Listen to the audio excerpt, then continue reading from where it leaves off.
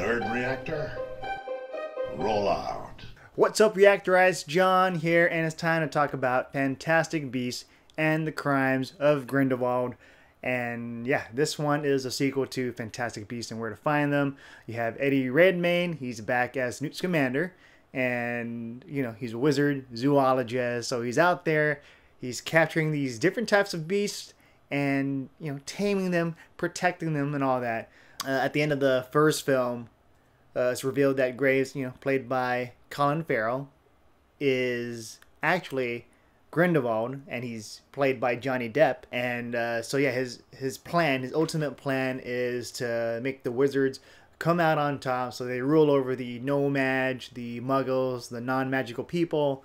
And you know, he's tired of them just not being in the limelight or just hiding in fear. So yeah, with his ultimate plan of just ruling over, you know, having the wizards rule over everything, I was like, okay, this is cool. This is reminding me very much of Magneto and his vision of mutants coming out on top, and they're just tired of being harassed and being persecuted by the regular people out there.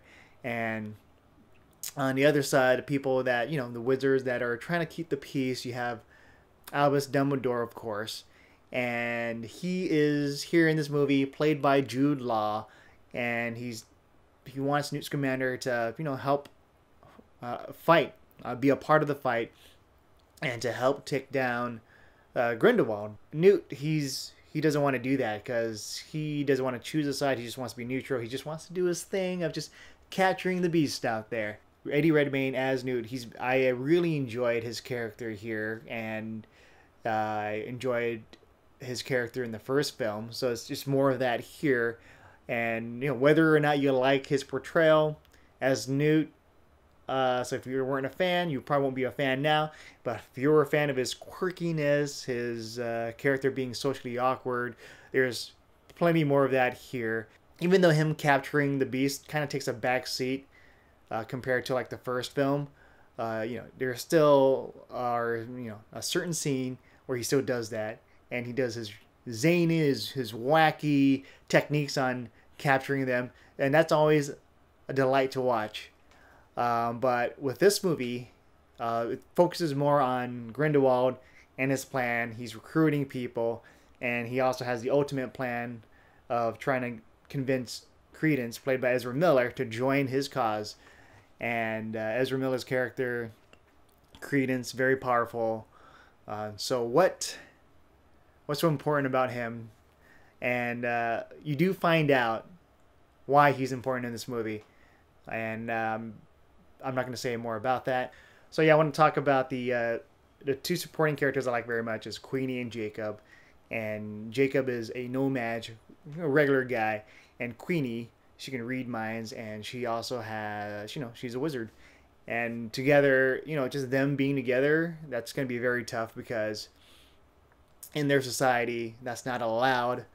And with Grindelwald just having the plan of having wizards rule, that also means that wizards can do whatever they want. That means if they want to have a relationship with a no-mage, they can do that. And so here we get to see just Queenie just seeing that, like, oh wow, this is very tempting for her, and this is going to put their relationship to the test because you have two conflicting feelings. You know, it's kind of like tough to watch, because especially if you're rooting for these two to be together, and you're going to be in for an emotional roller coaster ride for this. And then we're also introduced to other new supporting characters. You have Zoe Kravitz as Lita, and she has a history with Newt Scamander, high school history, and so her coming back is kind of, I guess you can say, kind of hard on Newt, especially with her being with Newt's brother, Theseus Scamander. And so there's going to be some tension there, especially with Theseus. He's completely the opposite of Newt, where Newt is socially awkward. You have Theseus, his physique, he's got a strong physique, and he's kind of like the jock. So them playing off together, like, sounds great on paper, But in the film, there wasn't much of that. Like there's like maybe a couple scenes here and there, but overall I felt like the two new characters were kind of dull, and they probably could have been written in a better way. But yeah, not my favorite with these characters, and just the way they're presented in the film, I felt was very lackluster. They could have done more with it. But I think it's kind of tough with all the different subplots happening in the movie with the running time. So there's so much, or there's not much you can do. But yeah, not my favorite. But my favorite addition, my favorite new character, or not new character, but favorite younger version is Jude Law as Dumbledore, and he is great. He's charismatic, and he's for me, like, he's able to capture Dumbledore, just just that wise, the wise saying, and always kind. So yeah, Jude Law as Dumbledore, definitely a highlight in the film. And then we also have Claudia Kim. She plays Nagini. And, in the trailer, people found out, oh, she's a Maledictus. And, she's, the Nagini that we know in the Harry Potter films, serving Lord Voldemort. And with here in this movie, she forms a bond with Credence. And together they're both like outcasts. And they're both they feel like a connection. Like they can just run away together and not care, I guess, because they have each other. But then you have Grindelwald, and he's out there. He wants Credence, so that's gonna cause tension between the two. But with Nagini in here, she really doesn't get to do much, so she's really a kind of like a supporting character. And so hopefully in the future films we get to see more of her, and hopefully we get to see a little bit more depth to her character.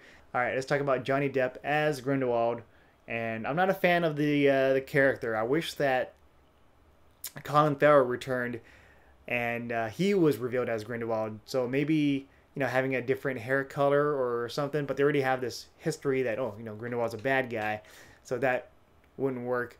But maybe have Johnny Depp as Graves, and I don't know. But either way, I wish that Colin Farrell would have been better to play as Grindelwald in the end. Like maybe change the way he looks somehow.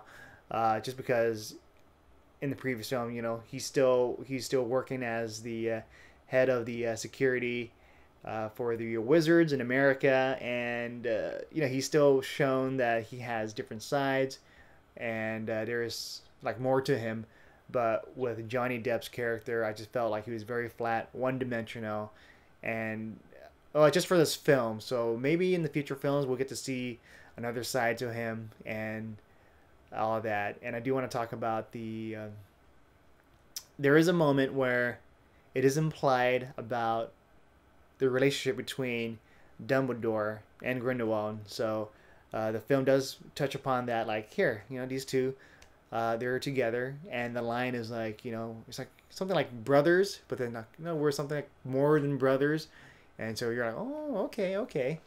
But it doesn't cross the line of, you won't see like them kissing each other, because I don't know. I guess their Warner Brothers might be afraid of showing that yet, because maybe the other audience members aren't ready for that yet. But come on. But yeah, the way they treated the scene, it was well. And for those that know, it's like, okay, that's a nice nod. Yeah, I would just Johnny Depp. Hopefully in the future films he does a better job of just showing that, hey, I have this plan. I want all you guys to join me in becoming the wizards we are truly meant to be, without limits. And here, just him just being evil, like, as an audience member, you already see what he's capable of, so a part of you can't really root for him. And I guess I've been spoiled by films like, Avengers: Infinity War, or even shows like Jack Ryan, or even X-Men, where you have the villain. You kind of side with them, like you understand them, like, yeah, I can see that. and you kind of want to root for them too. And here it's like, you know, he does have the same goals and ideals. Like he just wants his people to just to rule and to not fear like the regular people. And he's just evil though. So I think that's the problem for me. But if you're okay with just him being straight up evil, then yeah, that's because we have characters that are just straight up evil that are still loved by a lot of fans, like Joker and you know, Michael Myers and all that. So it just depends on how you feel about the character. So yeah, Fantastic Beasts and the Crimes of Grindelwald. Many highlights, and many things for fans to be excited about. You know, especially with Jude Law as young Dumbledore, and I always enjoy seeing Eddie Redmayne as Newt Scamander, just with his quirkiness and just him being innocent, just being very charming. And also the relationship, just seeing the subplot with Queenie and Jacob, that was just, you know, emotional to watch. So yeah, those are like my favorite parts of the film. And then the other stuff that are mad to me is the you know, the new supporting characters, Johnny Depp as Grindelwald. But yeah, I still recommend, if you're a fan, to check it out. And if you weren't really sold on Fantastic Beast, you know, the first film, then I'll probably say this could be a pass for you. But yeah, those are my thoughts. And let me know what you thought about the movie once it comes out on the comments below. With that said, I'm John, and I'll see you guys next time.